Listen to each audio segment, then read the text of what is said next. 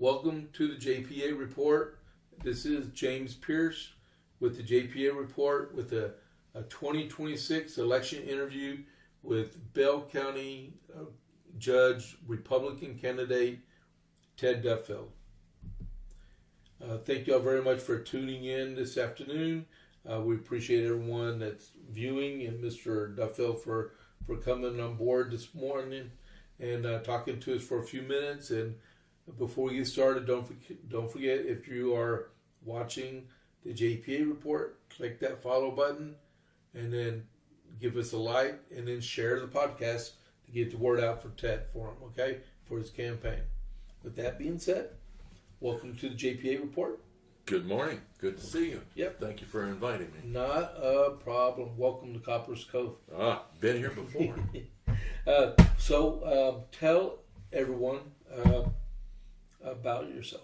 Well, I'm not a native Texan. Let me start there. But I got here as soon as I could. Okay. And I'm an Army brat. My father was in World War II and Korean War and Vietnam, and for a while he was out, and he got hurt in World War II. He was out in 1945, and then in 1959 he went back in, and he retired here at Fort Hood. And eventually we came here because he was here. One of my exposures was, the reason I'm going to tell you this is because it's service related. I'm a former Explorer Scout, Order of the Arrow recipient, and we used to work with the hospitals when my dad was stationed at Clark Air Force Base in the Philippines for the wounded that came in from Vietnam. And I did a bunch of service over there. And I've been doing service all my life. I've served as a veteran in the United States Army. I went to Heidelberg, Germany. I was a military police officer. We guarded the locations over there and took care of the Sink, who's the commander-in-chief of the United States Army, the general there, and all the headquarters that was there. I ended up getting to my first wife. I got married, and one of my sons was born with her and me in Germany. Came to Fort Hood, been here since 1974, served in the 1st Cav Division out of Fort Hood. Left the military service, went to CTC, got part of my education there. I got my bachelor's degree from ATU, American Technological University here, and that's changed a little bit now. And then I got hired at the Harker Heights Police Department. Worked for them for a while as a patrolman, then as an investigator. Eventually ended up over at the Bell County Sheriff's Department as a deputy sheriff, and worked for them. Quit that perfectly good paying job and ran for office and got elected as the Justice of the Peace for Precinct 1 in Bell County. And this is my 32nd year this year. I am going to retire from that position in December of this year, 2026. And I just want to tell you, I've lived in Copper's Cove, I've lived in Killeen, I lived in Harker Heights. I've been all over the county. When I first got here, there was only 190,000 people. Now there's close to 400,000 people. And I've been kind of eyeing this job to run for county judge for quite some time, and timing is critical, and I decided that that's what I would do, is that I would run this time. And I couldn't make any announcements during the summer months last year. There's a resign to run issue with the state on state law. So if you have over 1 year and 30 days and you announce to run for another office, you are immediately resign your office, the present office. And so I had to wait until the 8th of December to make that announcement and file the paperwork. Okay. Well, where do you live in Bell County? Oh, I live in Belton, and Bell County is a wonderful place to be. But like in all the other locations I've lived in, and now I'm in Belton itself. Okay. What are the roles of the Bell County judge? Many roles that are there. One is basically a CEO over the county budget is part of it. He sits as the leader in the leadership position for the Commissioner's Court in Bell County. I did bring along a little cheat sheet today for me to try to answer some questions, but he's also the emergency management coordinator, are in charge of emergency management, and he's basically responsible for the 400,000 people that live here in Bell County. Okay. So what are the qualifications to be the county judge? For that position, you're not required to be an attorney. You just have to be over 18 years of age, and you have to be, there's a residential requirement for 6 months and a year and so forth. I surpassed that by a little bit anyway. Just a little? Yeah. Okay, and then how big of a problem is illegal immigration in Texas? Well, it is a problem for Texas, and but that's a federal issue, and we're doing everything that we can to support them, support our state in those issues. But it does put a burden on the county because of staffing at the jail when they're arrested, and also the crime element that potentially is there that comes along with our growth issue. So yeah, with Bell County, with all counties in the state being a subcategory of the state, y'all have specific requirements that y'all have to abide by. That's correct, and they change. Right. It just depends on who's talking and what day it is. Right. So, are you pro-life? I am. I believe that life begins at the moment of conception, and I think that I'm a strong supporter of pro-life. Okay. Well, do you support closing primaries in Texas? I'm a Republican. I support the Republican Party of Texas. I'm in regarding to closed primaries. The Republicans and the people should vote on the Republican candidates. Now, right now, there's only 17 states inside the United States that have open primaries. All the rest of them are closed. In Texas, is one of 17 that's not. That's why I live in Texas. That's why. Okay. That's one of the reasons why I live in Texas. On the term limits, I would just tell you, and for the last 30 some years, I've tried to explain to everybody, if you don't like the way I run that office, and you can't trust me, and you can't, there's an issue anywhere at all, then you need to unelect me at the election poll. I believe that the people should elect through their vote. I think that they need to exercise that vote. I think that they need to go to every election.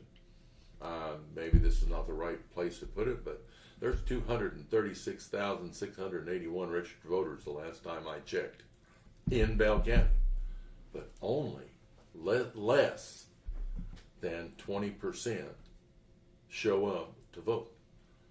And yet, everything that is done in county government affects the individuals that are in this county. Wow, that's a pitiful number. That's a small number. Yeah. Oh yeah. So, when it comes to funding your campaigns and stuff, what is your views? Would you support or or not support a campaign finance reform movement? Well, I believe that anything that's if you follow the rules, over the years I've seen a lot of the rules that weren't followed by candidates. I believe that everybody needs to know, and it needs to be totally, completely visible as to where you're getting your money, who's supporting you, and not only financially, but with their vote should come the opportunity to look at those reports and go, oh, so this is where these reports, why these reports, and they are available online. Right. It has to be posted online for 5 years now, as of a couple of years ago. Yes, sir. That's good, because a quick way to make the truth disappear is take away the print. So if no one knows where Mr. Duffield is getting his money from, they'll forget about it, and there's no accountability. And that's how you can hold someone accountable. It's like, if you don't like how they're receiving their funding for their campaign, you don't have to vote for that person. That's true. Yeah. And that's why you need to learn and then go vote. Yes, sir. More than 18%. Yes. Now, if you were king for a day and could make a policy happen or be repealed, what one policy issue would you choose? Over the years, I can't even begin to tell you how many times we've talked about unfunded mandates, both from the United States Congress as well as from the state legislature in the state of Texas. When they put those unfunded mandates on a county, they don't. The problem is that they don't bother to send the money with it, and so if you're going to meet those mandates, and that's why we're talking about unfunded mandates, if you're not going to meet those mandates with finances, then where does the money come from? And, and that has to deal with your taxes, and nobody likes taxes. You want me to give you an example of that? Sure. I'm a disabled veteran. And so when I don't have to pay property tax, why didn't the state take the money that they exempted me on my property tax and send it to my county? It would be good for the same thing in Bell County for the people that are disabled veterans there. For the state of Texas to send that money to Bell County to supplement y'all's budgets. Let me explain to you. I don't have the full story on it, but it is my understanding that one of the cities in the county does get some money. A little bit. Yeah. And the others, see, I've always believed in a piece of the pie is better than no pie at all. Sure. So if all the cities in the county are entitled to a piece of the pie, then they should get their piece of pie. Right. But that's not what's happening presently in Bell County. And that's one of the reasons why I'm running for county judge. Because I want to treat the cities fairly and equally, and I will treat the people fairly and equally. They put their trust in me over the years, and I really trust them, and I'm trusting them to make a choice. I'm giving them an opportunity to make a choice.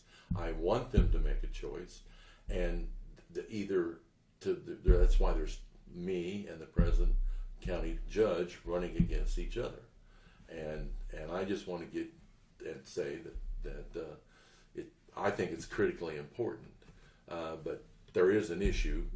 Some of the cities are a little bit upset that they didn't get what one city in the county got. Yeah. So what one part of county government would receive more attention if you were elected?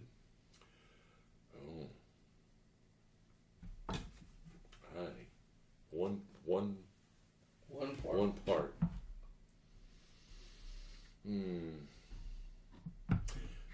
Probably. There's actually two that I'm really concerned with. One is the growth, the continued growth. It's overwhelming, and the other would be water. those two go hand in hand, so to speak. Water is going to be so critical issue, and managing the growth, the building of the houses and the companies and everything that come to Bell County. I'm just not sure where we're going to get all the water, because we're sharing part of that right now. So I don't know. And what's number 2? Well, water would have been at number 2. Okay. Growth would have been at number 1. Okay. There's a list. So I'll just expand on it a little bit more. Is Chaparral Road in the city or in the county? It's my over by Chaparral High School. My understanding is that the county is playing a role in that by financially, and they've had some talks with Killeen. Right this moment, I believe it's in the county, and but Killeen is looking at it as it's in their extraterritorial jurisdiction. ETA, and they. Important for their planning purposes, and of course we're back to budgetary issues, both for Killeen and the county. But the bad part is the amount of accidents and things that's been going on over there. And then of course part of that responsibility should be shared by the residents who operate and drive there daily. They need to slow down, they need to look, they need to be a little more cautious. And then, of course, when you throw weather in there, you run into all kinds of other issues. We don't have to get into city government because a lot of clean city people have a lot to say in that, because you see it through their city council a lot and stuff. But you have the people that live around Yow Ranch and Featherline Road, and you got the intersection where one of the county commissioners had a sign put up saying construction is going to be beginning and stuff. We won't mention his name, but you know, you have a 2-lane road from Chaparral from the Central Texas Veterans Cemetery all the way into Harker. Chaparral is 2-lane road, and if you read the papers, if the papers are even halfway correct, could be no type of paper that we have around here. It's amazing that nothing gets done, and it takes so long to get it done. Yeah. And you talk about the safety. County government is slow too. Yeah, and you got the safety of the people and those kids that are around that road all the time. And when they built that high school and the middle school, because Jimmy Aycock Middle School is right next to it. Yes, sir. And you got a 2-lane road there, and you got all these families that got kids going there. It's a 2-lane road. There's no sidewalks. There's nothing there. And it's safety paramount. And when they built those schools, the county should have expanded that road first. And so there would be adequate transportation there to protect our future leaders that are going to be going to school there. Yes, sir. I agree. Yeah. I mean, that's me on my high horse a little bit. But that's proper management of government, because we all know that the county commissioners are responsible for roads and bridges in the county. That's outside the city limits. That's part of the infrastructure. Yes, sir. Okay, so we'll get back to our interview. But that was a really good question. So what do you see the most pressing needs for infrastructure or capital project in the county? Oh, let me look.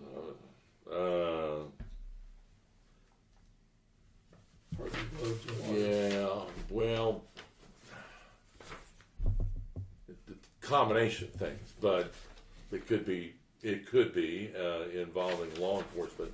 Let me just touch on that because I have more interest and background on that, and law enforcement, public safety of the facilities, including the jail, to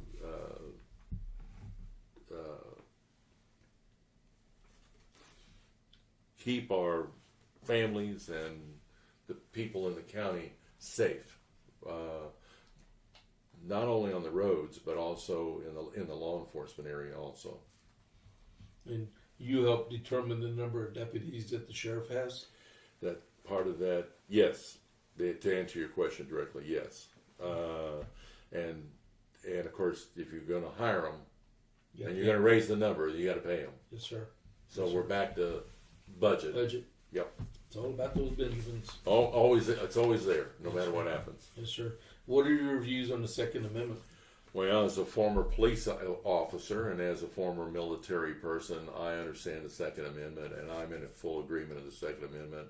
And I believe that's another reason why I'm living in the state of Texas, is because of the way they handle their gun laws here. So when it comes to transparency, what does Ted think? On the transparency, if you run for a public office, everything should be transparent.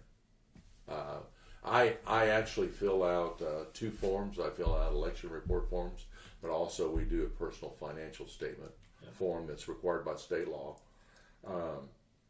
And it's like 30 pages long, and it talks about loans and securities and properties and the whole thing. And those are required to be filed on a yearly basis. So all you have to do is go look at mine, and you'll know that how poor I am. Yeah, because the 30-day report is due on the 26th of January, I believe. I think that was a couple of days ago. I believe it was. One of the reports was. Yes. Yeah. And then there's a 30-day requirement, and then there's an 8-day requirement. Yes, sir. Yeah. Yes, sir. And a semi-annual requirement. Yes.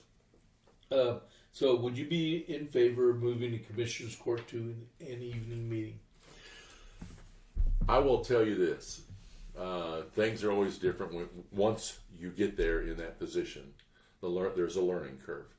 I'm open to discussing anything that involves the Commissioner's Court, because it involves the people of the county itself.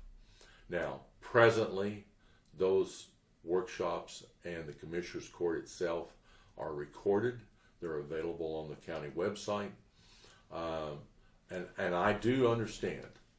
I understand that the meetings are at 9 o'clock. They're usually on a Monday, unless it's a holiday. Also, I understand that a lot of people would like to attend those, and they potentially could be held at 5 o'clock in the afternoon. Some of the issues that you run into is overtime pay, comp time if you offer it. Because usually when they start at 9 o'clock in the morning, they go up until 12, and then they come back at 1:30, and go on until it stops. So in the evening, you must consider that if you start at 5 o'clock, you're going to probably be there until 9 o'clock. So, and if it's just a few people who are demanding that, that's one consideration. But out of 400,000 people, if 100,000 of them said we want a meeting at 5 o'clock in the afternoon, that probably has a lot more strong discussion and feeling towards the results. Well, you said they record it. Now, how long did it take them to push it out? They usually push it out. It might be. That's a good question. I don't know that I've ever asked them that question. I assumed that it would be the same day. It may not be available until the next day. But if they did it live, but if they it starts out live. You can go on live. Oh, okay. Oh, you can go on live. I'm sorry. Okay. Yes, you can go on but live. But they put the video on demand later on. Well, as you're watching it live, there's a 20-second delay. Okay. So you're looking at it, and you're sitting at your desk, and you're looking at it. It's 20 seconds later. The last time I asked them about it, and they're recording it at the same time. So if you get interrupted while you're at your desk, then at a later time you could go back and go to that particular point and start watching it all over again, Okay. because it would be on there. So you were talking about with the overtime question, if you were to have an evening meeting and stuff. Well, like with Harker Heights, they instituted a 4-day work week for their employees, Right. and 10-hour days and stuff. You could probably do something to compensate those employees that would be having not every employee in the county has to go to the commissioner's court. That's We're correct. talking about a few of them. And some of them are just pure salary anyway. Yes, elected officials Elected or officials, salaries, so and Who cares yes, how many hours they work, right? yeah. Well, Well, I mean, I'm talking about the elected ones. they're what? The elected ones. Well, It doesn't matter how long they work. They can work at the commissioner's court all day. Yeah, Uh, sure. Yeah. Well, it's not like but you're talking about hourly people. Yes, and they need to be yes. compensated. But There's always a budget issue. Yes, Always, no matter what you you can flex their what you schedules to do. compensate them. I don't care whether you work for the city or work for the county. But for the county, there's always a budget issue Yes. on who's going to be there, what's going to be discussed, how long you're going to be there, etc. So, Okay. yeah. Well, if you and it's just between you and your opponent. So if you don't win, would you support them? Oh, I have, and I will. The people's choice is the people's choice. They have chosen the candidate that they think is the best for them to serve, and if that's me, fine. If that's him, that's fine. And it just depends the type of leadership that you want to take care of the county. Okay, that's good. That's good. So, why do you want to be the county judge of Bell County? Well, I want to be a common sense county judge. I want to look at what's available. I have a short list of items that I'm highly interested in that would be more efficient and better for them, the voters of the county. And one of those is, number one, is low taxes. I didn't say I'm going to lower them. I just said low taxes is always key. I would also tell you that one of my interest is in the collections of what's owed to the county. The collections portion of it, if we can expand on that for just a second, there's about $30 million that right now is sitting out there in taxes that have not been collected, 30 plus million. If you have a payment plan in place with the tax office, then they're not going to attempt to sell your property, and they're not going to take any legal action against you, etc. But there's some of them that just ignore paying the taxes, and of course the staff is limited on processing the legal issues that are there, and in short, they may not be contacted for 2 years or something like that because there's not enough staff to prosecute all the individual lawsuits, tax lawsuits that could apply. Now, I should go back and tell you that I played a role in the county collecting as part of my duties as Justice of the Peace were to collect money for the county that's owed to the county. I was told that at one point that years ago that credit cards, nobody would pay with credit cards. Well, that was about 8 years after I became the JP. That changed. We got that around to getting that to where they take credit cards. Now it's an everyday thing. But also that we needed to push what you owed as if you had a ticket, that you had this ticket and you didn't pay it,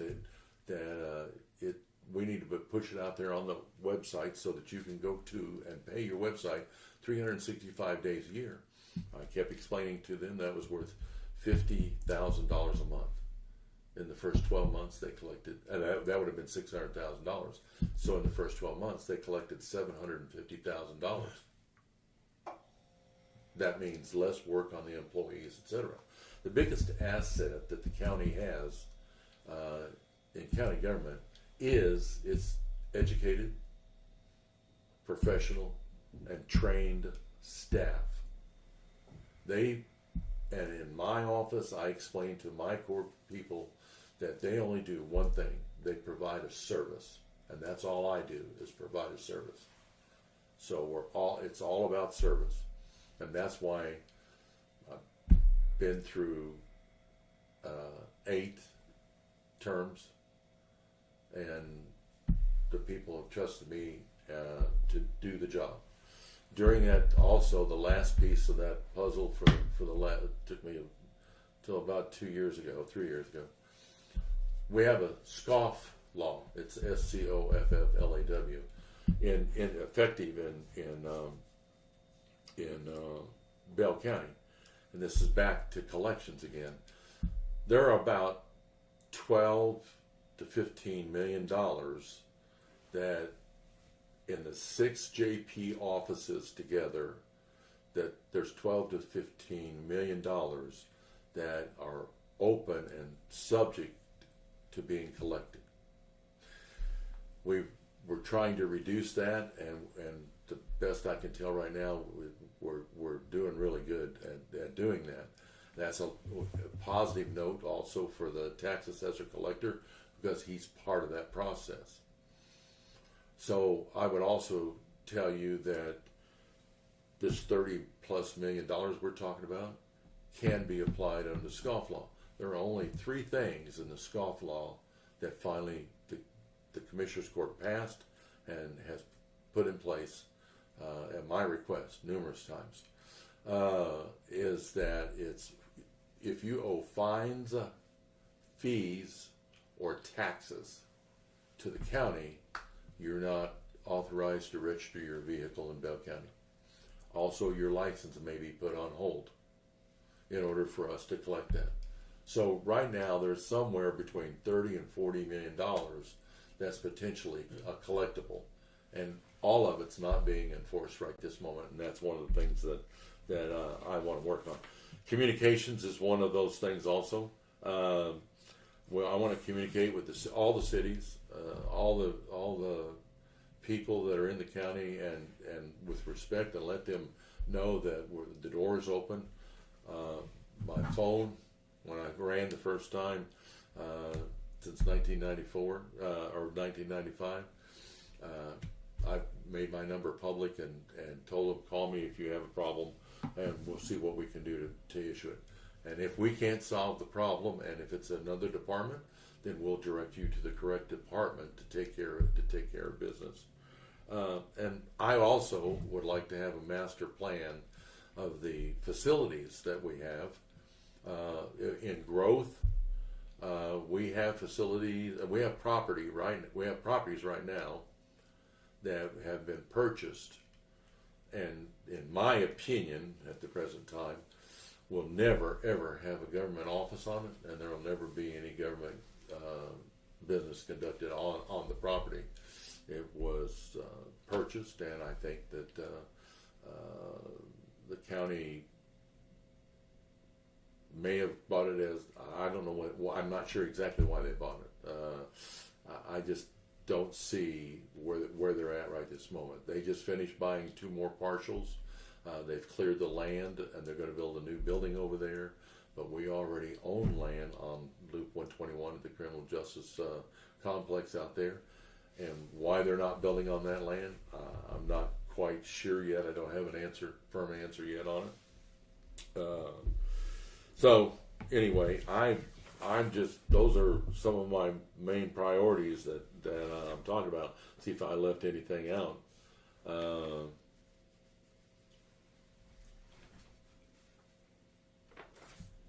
I'll apply the same fair and just attitude that I've exhibited in court, and I'll continue to serve as long as I can serve effectively and efficiently, and I would like to continue that, and I'd like to do it as the county judge. Now, with that said, I know I didn't say this when we started, but my name's Ted Duffield. I'm running for Bell County Judge, and you can go to my Duffield for countyjudge.com and see some of my information that's on that website. Okay. Well, thank you very much. Thank you. And just would like to let you know, I'm going to just tell people about this real quick. Oh, sure. Go ahead. Okay. Mr. Duffield is going to be in the Texas Appeal magazine tomorrow. Tomorrow's Sunday's issue. And if you want to just check out his campaign ad, you can. Okay. We won't expand on it too much.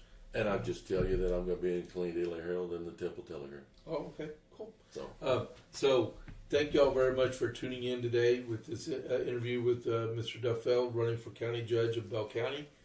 And if you are watching this, please click the follow button and click the like button, and please share the video out.